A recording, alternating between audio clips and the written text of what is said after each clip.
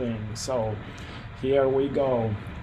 So welcome to this webinar, and we are going to talk tonight about what I think is the most important type of learning outcomes and how to teach them. Okay, so this is going to be really a webinar for parents, teachers, anyone at the church having a teaching calling or a position of influence, really, and hopefully it will be very useful for you. Okay, let me advance here. In full disclosure, okay, a lot of the ideas of the things that we are going to be talking about tonight come from this book, Principles of Instructional Design. This is actually a classic in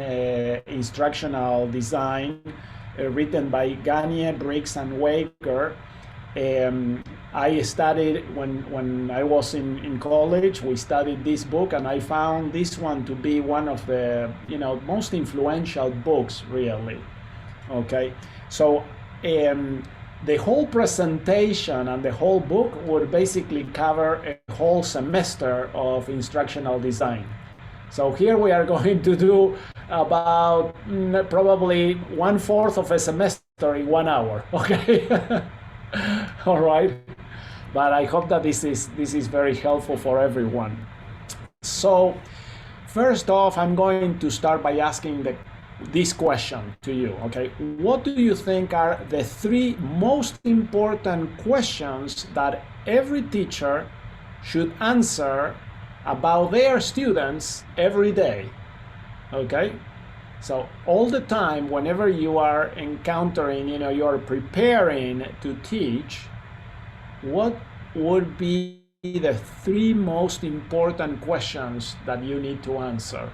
Okay, this is what I think would be the 3 most important questions.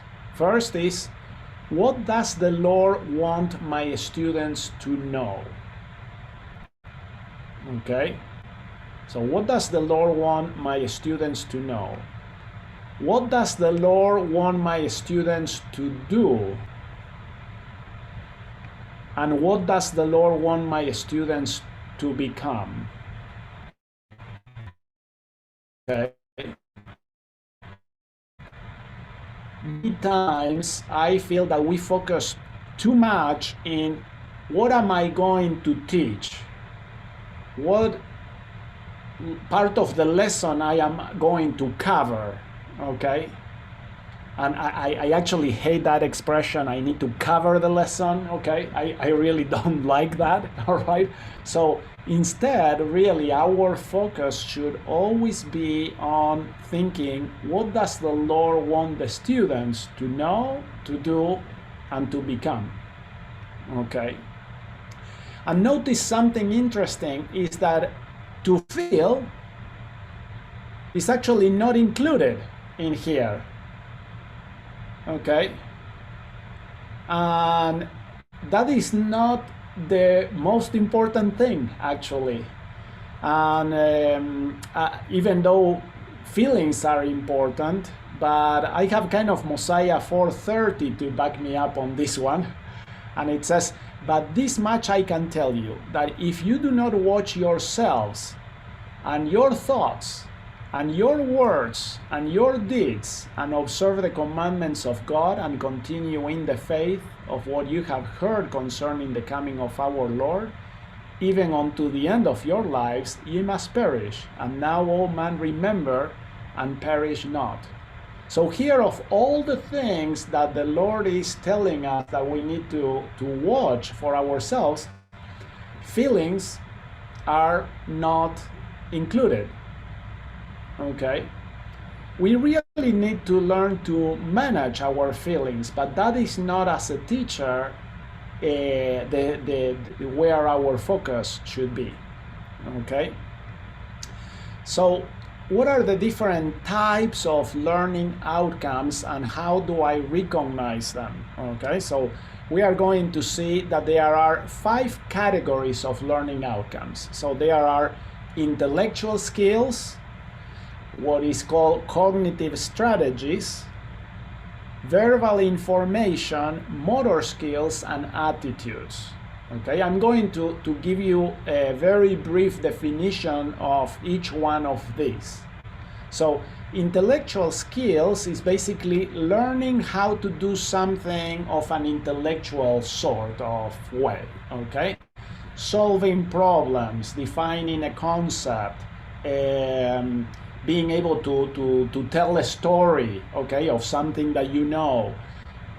All those are intellectual skills. These are the ones that most commonly are associated with education and schooling, okay? The intellectual skills. A lot of the focus of teaching and learning revolves around these intellectual skills. Cognitive strategies is learning how to govern your own learning, remembering, and thinking.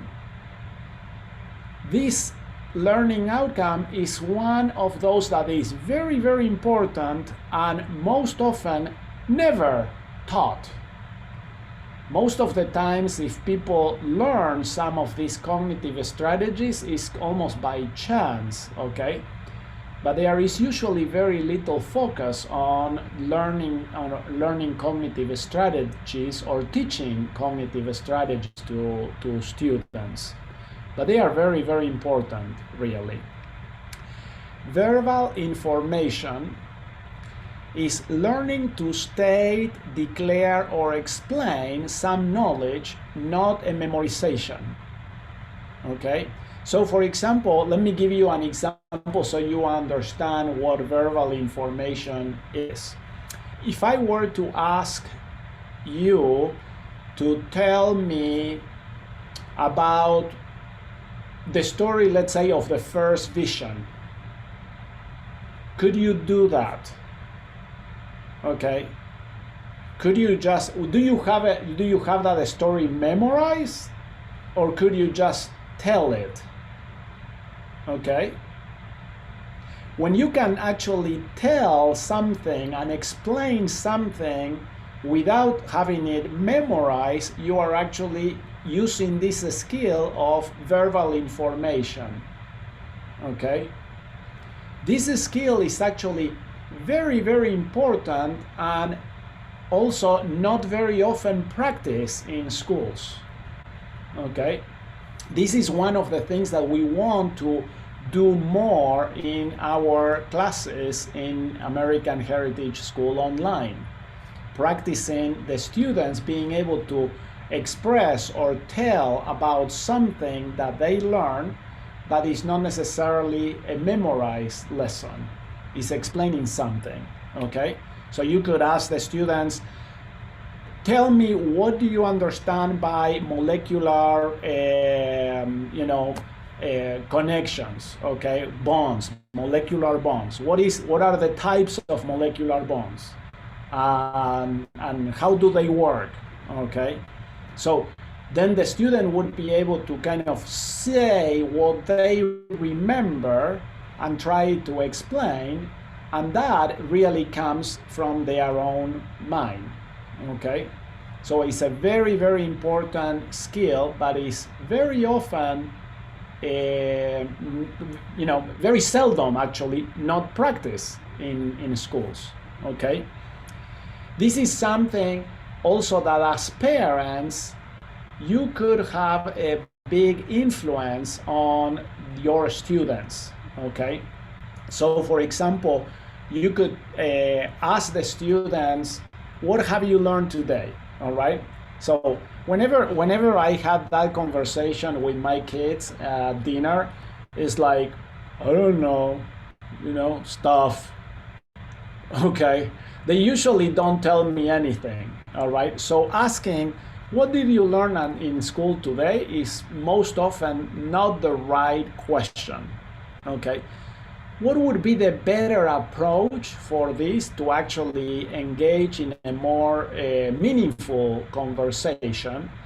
The best thing would be for you to actually maybe logging into Canvas, into our learning management system, and check in the classes that the students have had today, and very quickly just look at the topics. You don't need to study the lesson or anything like that. You need to just look at what is the topic, okay? And then during dinner, you can ask the students, what did you learn about this? All right, so now it's a more specific question. Or you can ask, what do you think about World War II?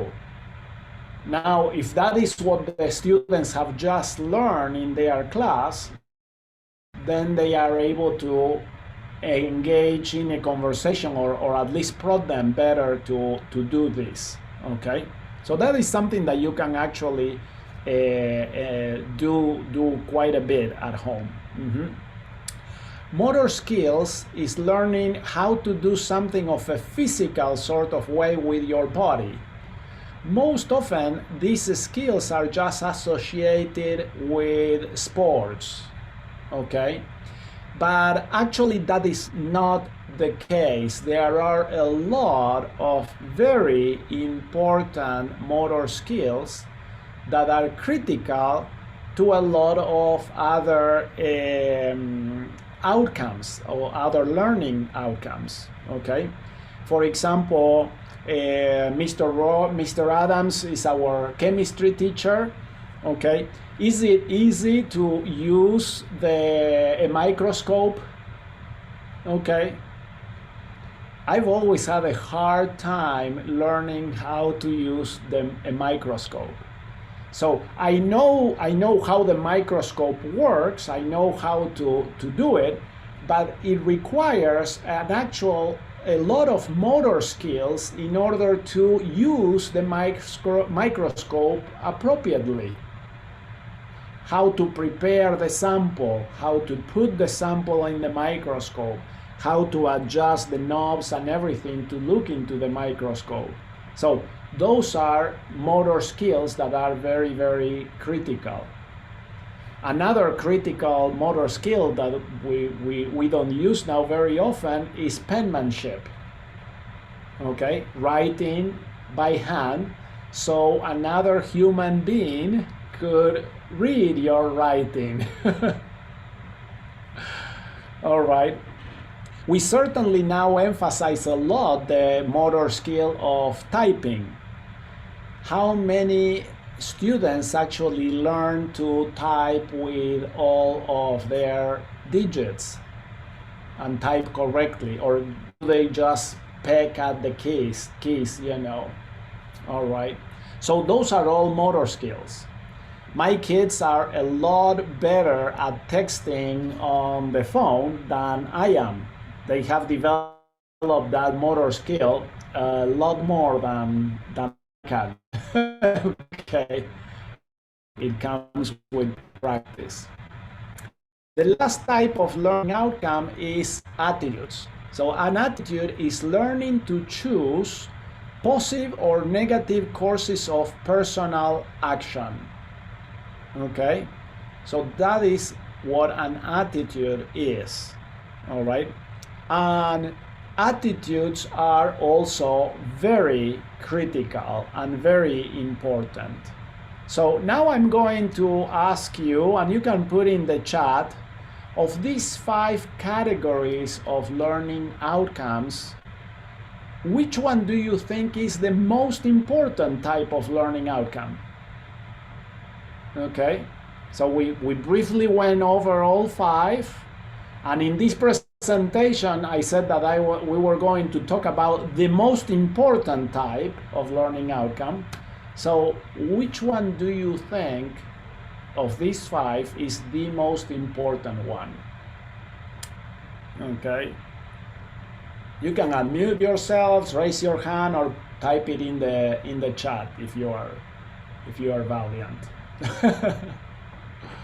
Okay, Michaela, 5 attitudes. Abby Rollins, attitude. Amber, attitude. Okay, we have 3 votes for attitudes. Okay, Paula, also attitudes. Jennifer Cutler, also attitudes. Yes. Okay. So we are kind of any other idea?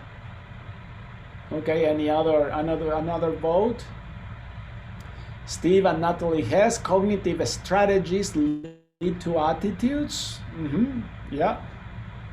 So a vote there for kind of both of those. Excellent. I'm going to say, okay, and my position is that actually you are right. Attitudes is the most important type of learning outcome. Okay. And let's take a look at some examples of attitudes and why attitudes are the most important. So attitude, again, we define an attitude as learning to choose a positive or negative course of personal action. Let's look at some examples of attitudes. Do you teach your children to pray? Okay, you all teach your children to pray, but what is it that you are actually after? What is it that you actually want from your children? Okay, we certainly can teach them the steps of how to pray. Okay, and our children learn very quickly. Okay, yeah, you start by addressing Heavenly Father. Then it takes a little bit longer for them to give thanks. Okay, then we ask, and then we finish in the name of Jesus Christ, amen. We say amen at the end. Okay, so is that what we want to teach our children? Is that it? Okay. Is it enough to teach them, to, let's say, to volunteer at church, okay, to offer a prayer? So when someone asks, who can offer a prayer, and say we coach them into doing that, or to say family prayer, okay, is that sufficient of a learning outcome? I really think that what we want is actually for our children to become prayerful. Okay? So to develop an attitude for praying. And a prayerful attitude basically means that when they are by themselves, without any influence or pressure, they would choose to pray, okay, on their own. All right. So it's not even sufficient that they develop the habit of praying every night and every morning. What we really want is for them to want to pray every night and every morning. Okay. So let's take a look at some of the characteristics of an attitude. So this is again the definition of an attitude, and an attitude really is an internal state. Okay, it's not something that we can actually test. We cannot administer a multiple choice test or even an essay test. It is something that someone has or doesn't have inside, and we can only observe that from outside observation, sometimes from self-reports about the learner's behavior. Okay? So it's not a one choice or a one-time thing, but it is really a matter, an attitude is observed by looking at several choices over time related to the things that the learner is doing. That reveals the attitude. They all give evidence to the attitude. So it's a matter of looking at the choices that they make over time. And they have to be, the tricky thing is they have to be individual choices. They cannot be influenced by peer pressure, okay? They cannot be influenced by parental or adult pressure. And they cannot be influenced by rewards or punishment. All right, so an attitude really, for an attitude to develop, the learner has to really make the choice independent, individually, free from external pressures or influences. Okay, so that is a tall order, really. That is a tall order here. So how do we teach attitudes? Okay, these are the things that the research shows that we should do. We should always be able to provide one or more respected, credible, identifiable, powerful human models. All right? The advertisement industry has figured this out to the T. If you look at almost any advertisement, okay, they basically are providing human models, making choices, and showing the consequences of these choices in a positive way. All right, you see an advertisement for Coca-Cola, okay, and what do they show? A lot of people drinking Coca-Cola, serving Coca-Cola, and having a great time. Okay, so that is the powerful, credible model where the people are able to identify with the human model. Does that work? Well, yes, Coca-Cola spends millions of dollars in advertisement, in that type of advertisement, because it works, okay? It influences their bottom line. You provide a powerful model, and then you show what are the consequences of the model's choices in making those choices. That actually is what reinforces the human model, okay? It reinforces the attitude. The learning happens vicariously through the reinforcement, okay? And you provide opportunities to experience success when using the skills associated with a good attitude, okay? So, for example, isn't this what the scriptures are all about? Okay?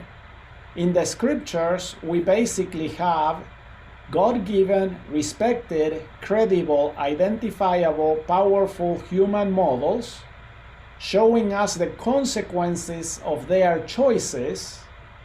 Okay?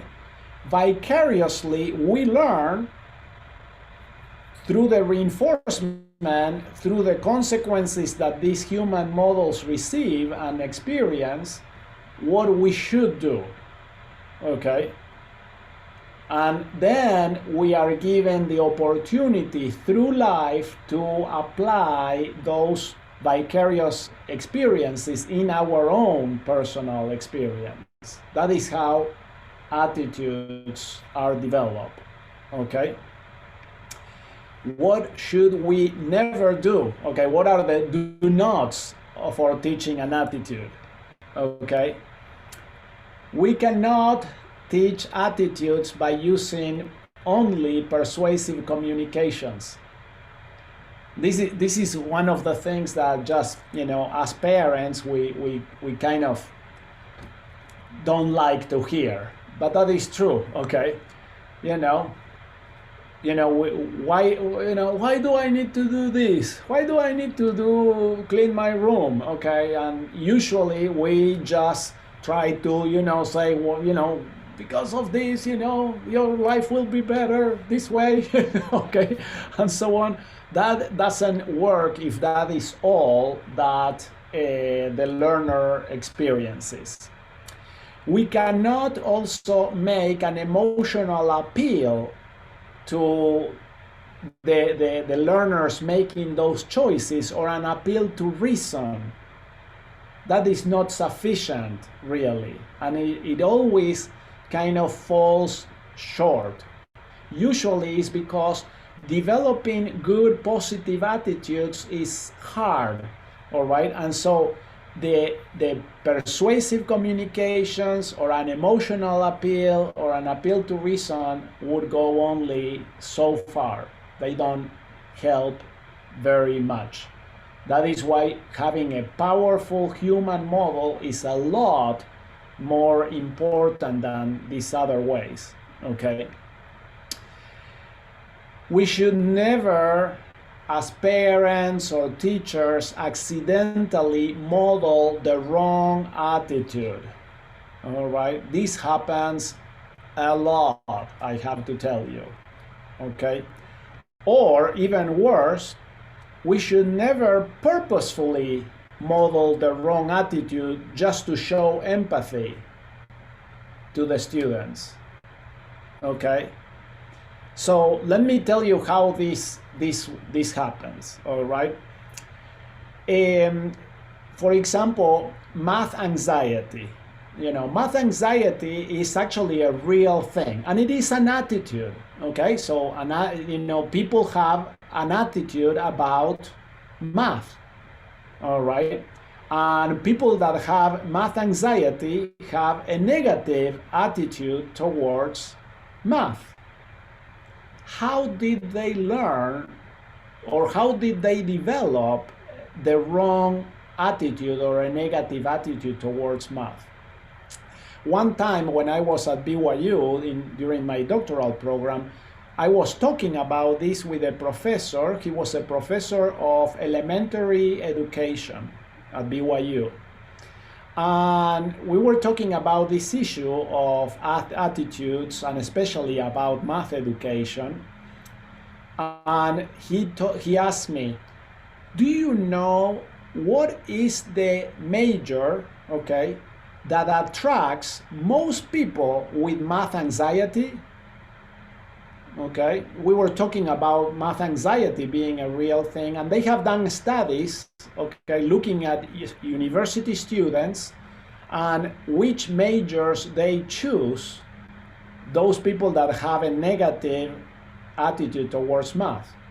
And I thought, and I said, well, probably English, okay, you know, English, social studies.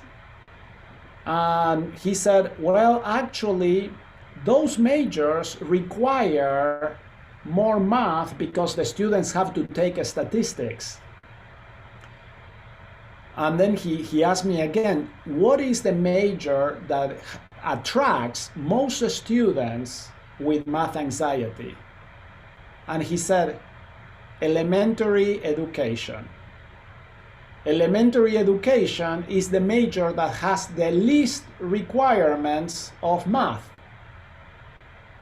And so a lot of the students that want to avoid math choose to become elementary education teachers. All right? What are the consequences of that? They become the teachers who pass on the math anxiety to the next generation of students, because they accidentally, many times accidentally, model the wrong attitude to the students. Or sometimes they model the wrong attitude to show empathy. The students say, I don't like math. Oh, I don't like math either. Okay. What do you think that does to the students? It just gives them the powerful model that the elementary education teachers are for the students. Say, oh, my first grade teacher doesn't like math either. I don't like it. We are okay. All right. And this teacher is successful. So that is a big problem, really. Okay. And so we need to be very careful on not doing any of these things when teaching attitudes, okay?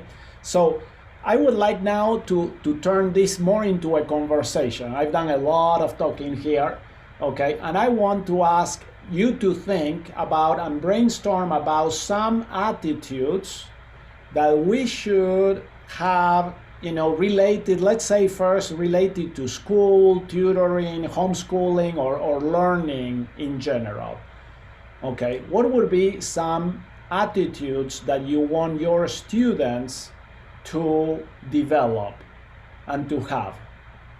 Okay, you can put it in the chat, or you can raise your hand and open your mic, whatever you want to do, however you want to do it. Let's see some attitudes. Okay, we are going to look at attitudes at school, attitudes at home, okay, homeschool or family related attitudes, okay, and attitudes at church or related to living the gospel.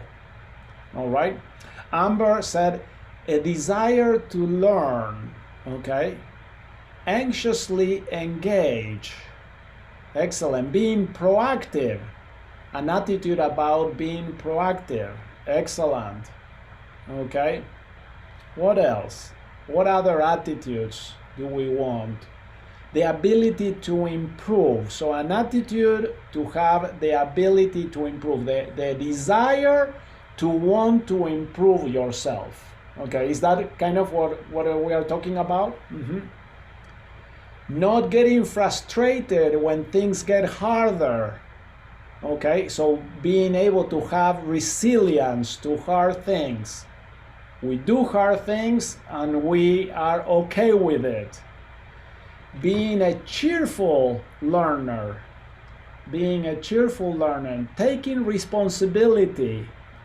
All right, excellent. These are very, very good attitudes. Okay. How about, do we have an attitude about cleaning your room? Is there an attitude about your room cleaning? Okay. So, we don't want our children to clean their room just when we tell them, or just once in a month. All right. So having an attitude about keeping a clean room. Yes. Okay. What else? What are some of the attitudes that we would want for them about living the gospel? Let's see about those. What would be some of the attitudes about living the gospel that we want our children to have and develop? Mm-hmm.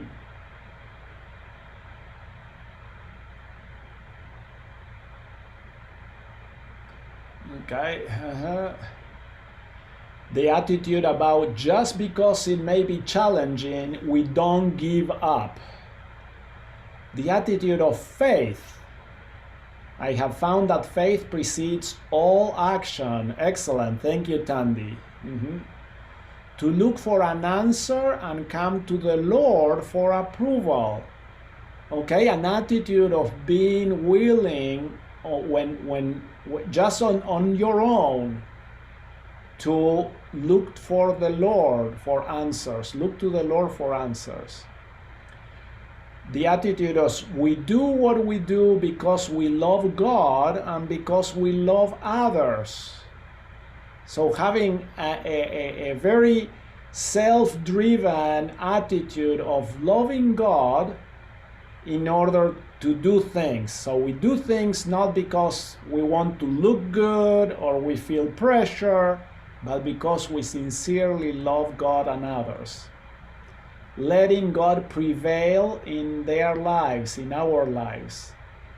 A desire to seek diligently. Excellent. These are great. Okay, these are all great attitudes. An attitude of humility and forgiving. A forgiving attitude for self and others. An attitude of self-forgiving and humility. Okay. An attitude of looking to God and the scriptures for answers in life and not what others think. Looking to God and the scriptures for answers. Excellent. Excellent. Very, very important attitude. How about how would you describe, okay, someone that has the correct attitude about keeping the Sabbath day holy? Okay, what would you see? What choices would you want to see on a person that basically you can say he has the right attitude about keeping the Sabbath day holy? Okay, what could be an evidence? What would be the things that you observe your children, you observe someone, and you can see, yeah, that person really gets it, gets the Sabbath day. Okay. What are some of the things that would happen? What do you want your children to demonstrate, to choose to do on the Sabbath day? What things can I do that will bring me closer to God today? Excellent. Okay, so now here this is a personal question. And again, these attitudes are internal states. They are internal states. They are only observable as we see what people do. But that is the type of questions. What things can I do that will bring me closer to God? Listening to uplifting music. Okay, so if I observe someone that the music on the Sabbath is different than the music they listen on the other days, okay, and it's uplifting music, that kind of shows evidence of a very good attitude towards Sabbath worshiping. Excellent. Cheerful observance, not grumbling or complaining about what we can't do, okay, but having a cheerful observance.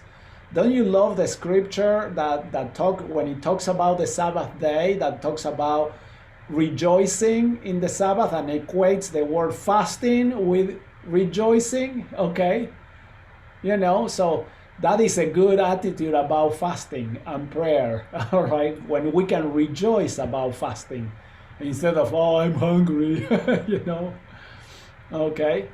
It's God's day. Do what He would have you do. Diana says, making preparations during the week that allow one to set the Sabbath aside as a different day.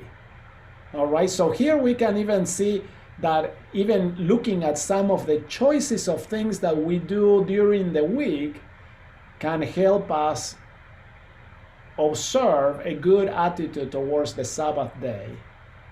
Okay? All right, excellent. Very, very good. Thanks. Now, how do we teach these attitudes to our children? How do we teach them to have these attitudes? Okay? So what I want you to do is to think about it. Okay, model it ourselves. Model it ourselves. If we want our children to be lifelong learners, how do we model lifelong learning to our children?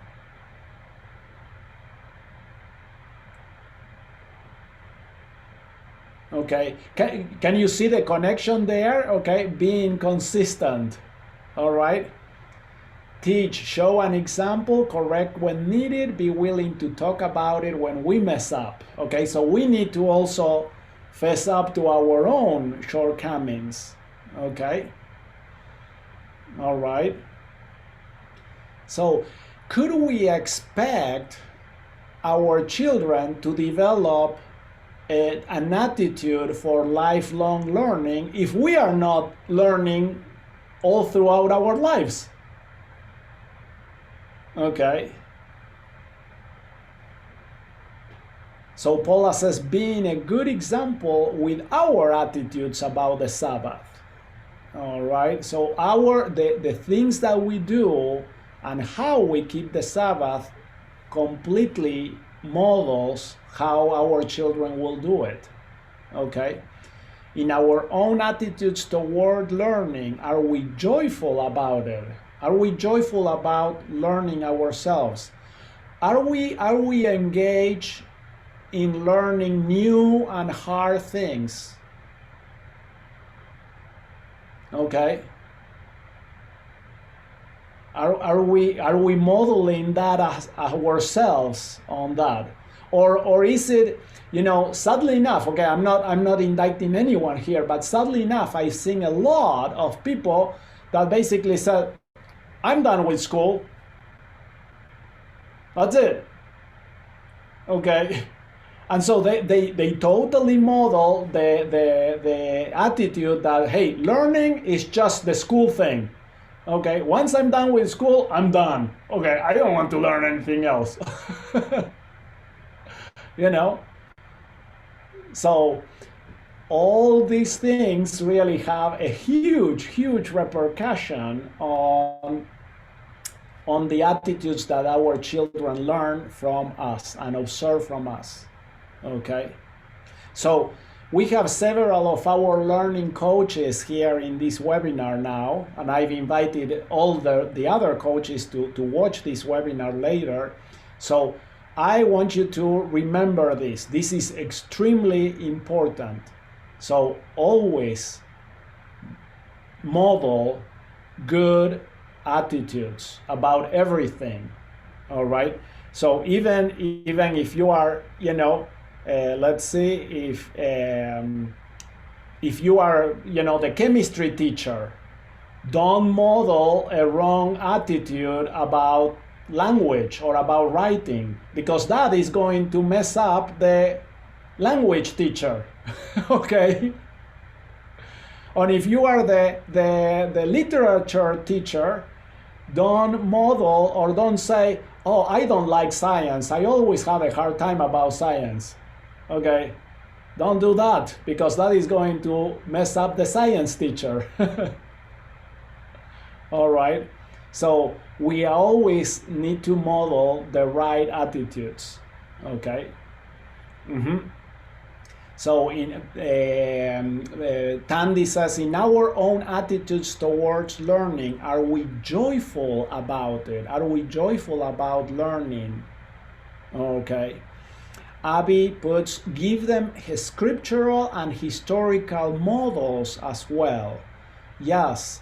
So that is really the way that scriptures are written, is to teach us good attitudes.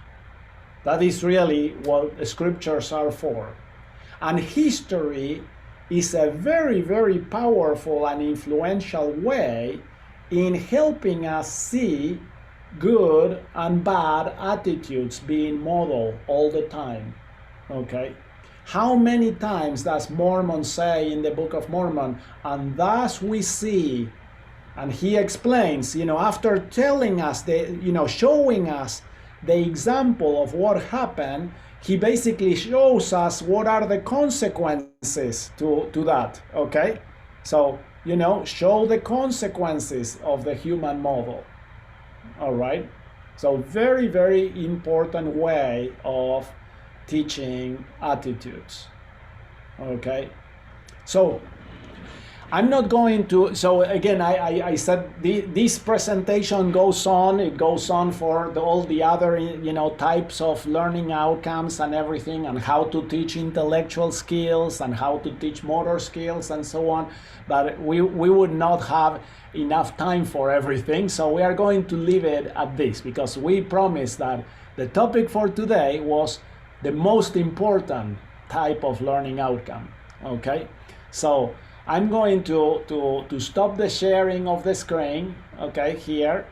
And now, I want to see if you have any questions about this or any reactions about what we just learned and discussed. Any other things that you would like to to talk about.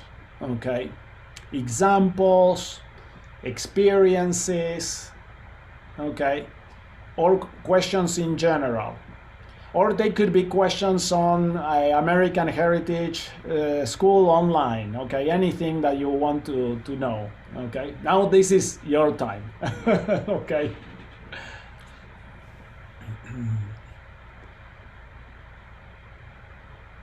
Yeah. Mm-hmm. I have a question. I've come across students in the past who they just kind of have a negative, I can't do it attitude. They'll just be like, oh, what's the point? I can't do this. Mm-hmm. What would be your best advice for encouraging them that they can? Excellent question, really. So the best way that I found for that is basically to, first of all, okay, for you as the teacher or parent to model that you also engage in hard things and you can actually do them, okay? Not without a struggle. It has to be evident that it is also hard for you. It takes hard work, okay? The other thing to do is to show how other students in similar situations can do it too, and the success that they experience with that, okay? And then the third thing to do is to help them recognize and celebrate the small successes that they have, okay? So it may not be the big thing, but recognizing that the small successes are still successes and they have been able to do it. They are actually doing something hard, okay? Even if it's small, and then you can keep going, you can do it more, okay? So, how I've encountered many times people that are addicted to smoking. In my mission, we had a lot of times people that were addicted to that, and we would challenge them and say, could you stop smoking for 1 hour? Okay. And they thought and say, I think I can do it for 1 hour. Okay. And then we would challenge them to that, to stop smoking for 1 hour. And then we would recognize, okay, you did it for 1 hour. Great. See, you can do it for 1 hour. Okay. Was it hard? Yes.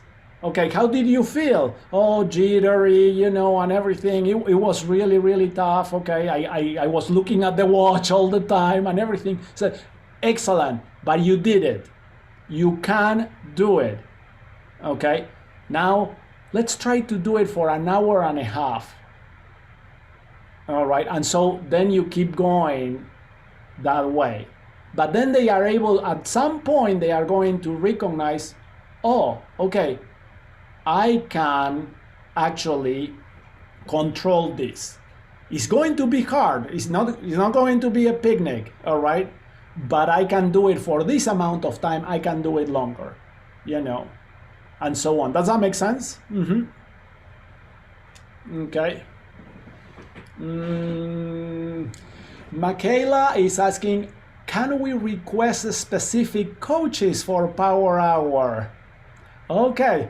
So we have in the Power Hour classes, the Power Hour are the classes for the elementary school students, okay, in our program.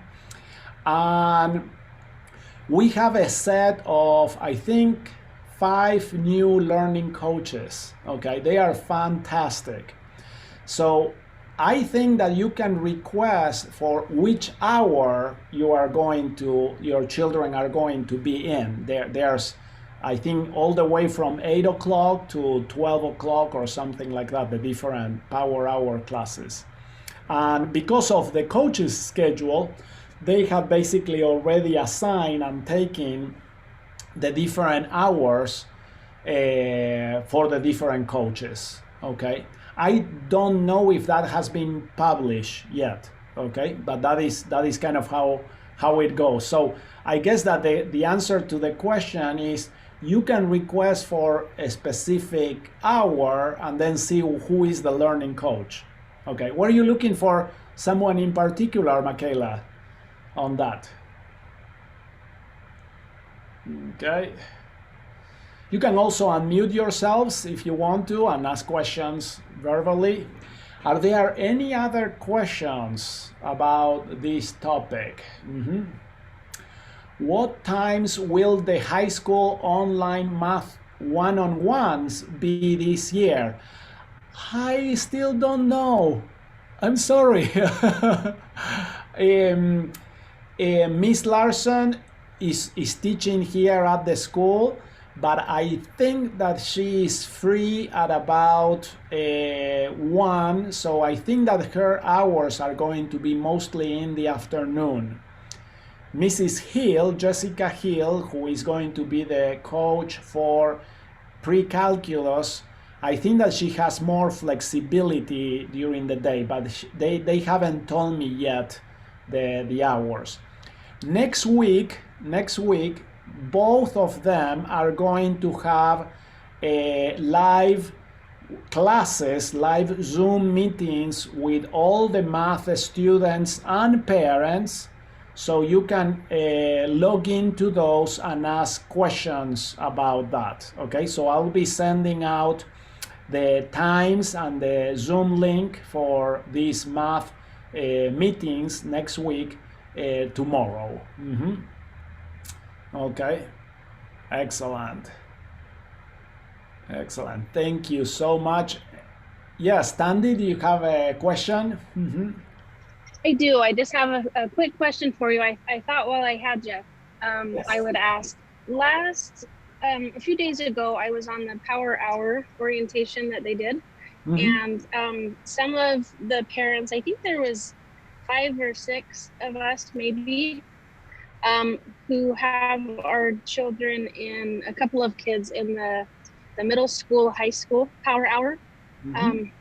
And we had originally put in a 1 o'clock time, and then I think that disappeared, and we're now in the 11 o'clock. And so some of the parents are asking over there if the 1 o'clock was going to be available.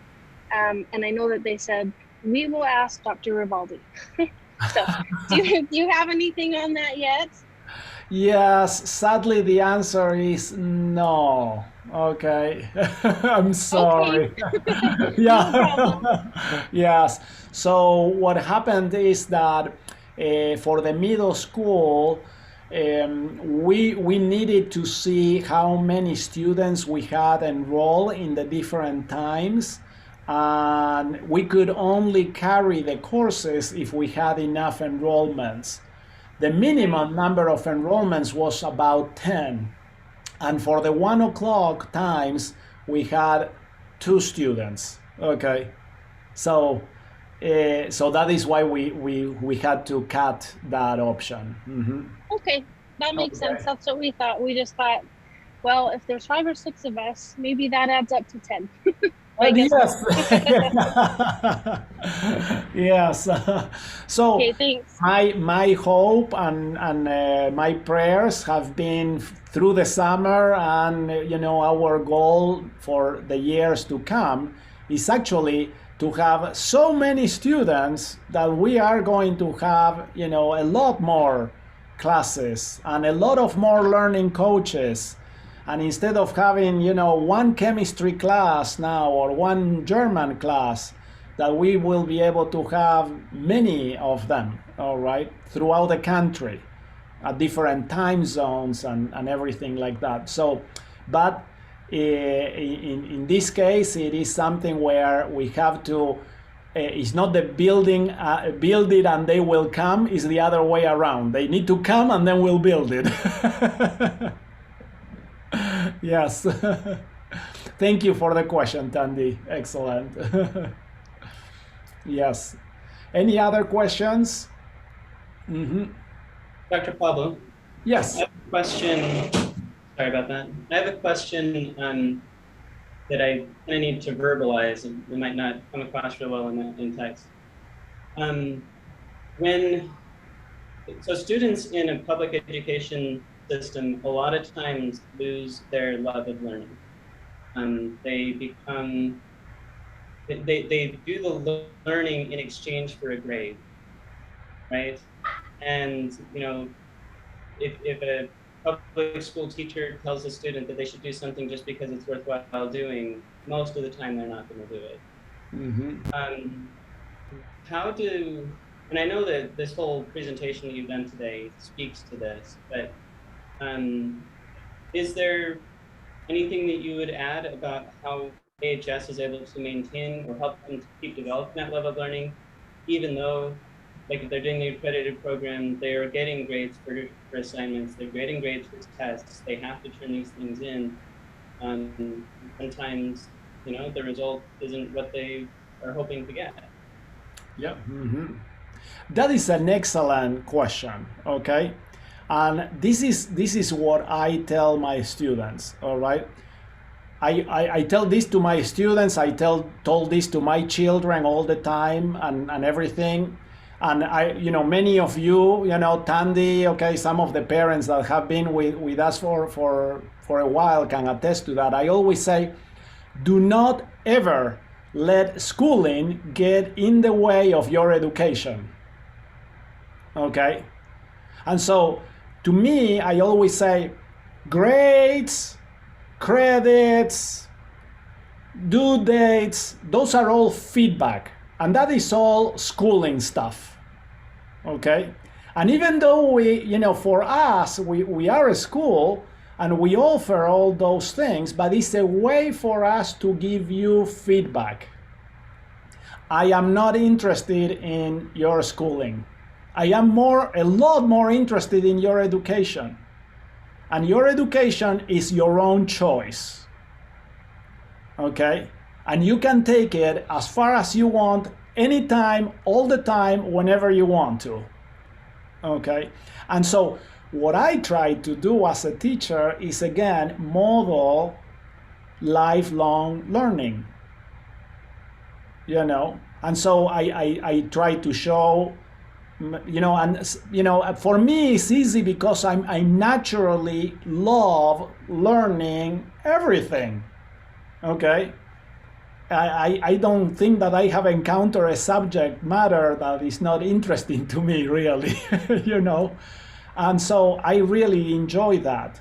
And that is easy then for me to model that. But that is also what we need to model to our children as parents, as teachers, in every condition that we have and are. Okay, it is a very real problem. This same elementary ed teacher that I was talking about, math anxiety, he was also saying that in education there is a well-researched phenomena that is called the fourth grade slump. Okay, and educators around the world try to figure out how to avoid the fourth grade slump. And the fourth grade slump means that children's creativity is really, really high, and then something happens in the fourth grade and it plummets, and then almost never recovers from that. Curiosity, creativity, ingenuity, and so on, they all boom, just drop. Okay? And I actually think that a lot has to do with all the schooling models that we have and portray. Okay? And so that is also one of the things that we try to avoid in the Power Hour. If you have seen how our Power Hour learning coaches are, they are fun, animated, excited about learning, asking questions, trying to to motivate the students to participate and ask questions and so on. That is the type of environment and model that we need to have for our children. Okay. Does that help? Yeah, that helps a lot. A really great answer. I can't tell you how excited we are for our kids to be attending AHS. If it's okay, I'd like to ask one last follow-on question. Yes.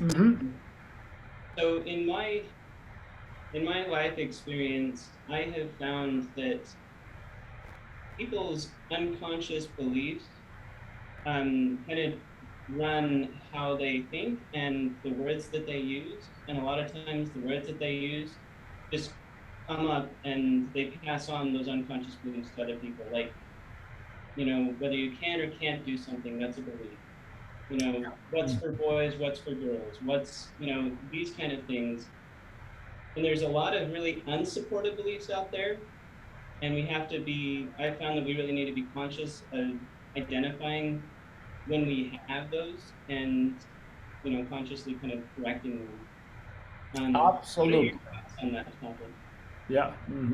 Yeah, absolutely. So, the saying, actions speak louder than words, is is totally true. And our actions as parents and as teachers, holy cow, the effect that they have on our students is incredible, really. Okay, so there again, Mosiah 4:30. Watch your actions and your thoughts and your words. Okay, these have a very high impact. So really important. Yeah. So, it is interesting, Tandy, if you're still there. Okay, what was your experience? What has been your experience with American Heritage School online in these years? You have been with us for some time, okay, and it has been an interesting experience, hasn't it? Really? It has. So we've been since the very beginning. I remember when the prototypes of just the books came out. I bought all the books and I was so excited to do family school. Last year we had, I think it was 2 years ago that our oldest, he's almost 20. He's out serving a mission, and he graduated from all the way through high school through this program. And last year when it became accredited, he said, "Man, sister, you are so lucky, like yours is accredited." And he was all about that. But what I think what I would add is that I love your answer regarding the love of learning and the experience you shared of the 4th grade slump, because that was exactly our experience. And we started homeschooling. Our kids are all 4 years apart, and our oldest was just barely into 4th grade. And he loved learning, and he loved reading, and he loved all of these things. And at some point within that very first week of school, he decided he hated all of it. And I said, "Oh no, well, I'm done." And I took him out, and that's when we started homeschooling. And thankfully our next child was just, she only got a week of kindergarten. And we've been with family school ever since. And I love when you say the learning coaches have an incredible impact, influence on the kids. It's so true, because I think I saw Melodies was on here shortly ago. Riley, our daughter who is in high school in the accredited program, loved her because she loved her. And she always told her, "I believe in you and you can do this." And I think she made a connection with her more than any of her coaches, just because she felt like, "I'm not doing this for a grade. I'm doing this because I want to learn it. I need to learn it." And so Yeah. Mm-hmm. Such a what I could talk for days, but I don't, obviously I don't want to. And so did I answer the question that you were asking of our experience with it? We have two, um, I have 12-year-olds. They just barely turned 12. They're into the, we kept them with Power Hour this year. Next year, they'll be going into the accredited program also, and they're so excited, but they loved Power Hour when it came out. Mm-hmm. Does Yeah. that answer your question? Thank you. Thank you so much. Thank you so much for sharing that experience. Okay. And I remember your son also. He was in some of my classes Mm-hmm. years ago. Mm-hmm. And you were the favorite. Well, we just try. Excellent. Are there any other questions? Thank you so much, Tandy, for that. Appreciate it. Mm-hmm. Yeah. Any other questions or comments, observations? Okay. So, my invitation for you is to think about, okay, so this is my invitation, is think about and write down what would be an attitude that I want to model better for my children. Okay, what would be something that I can do a little bit better? All right, and how could I do it better? How could I show them, for example, if you choose prayer, how could you pray or model to your children that you have a better attitude towards prayer so they can become a prayerful child? Okay, someone that will choose to pray when things get hard. All right, does that make sense? Okay, so that is my invitation for you. All right, so thank you so much for joining tonight. I really appreciate the time. I appreciate all the comments, the discussion, the questions, and I hope that this has been profitable to everyone. Okay, excellent. Mm-hmm. Okay, let me stop the recording here. There we go.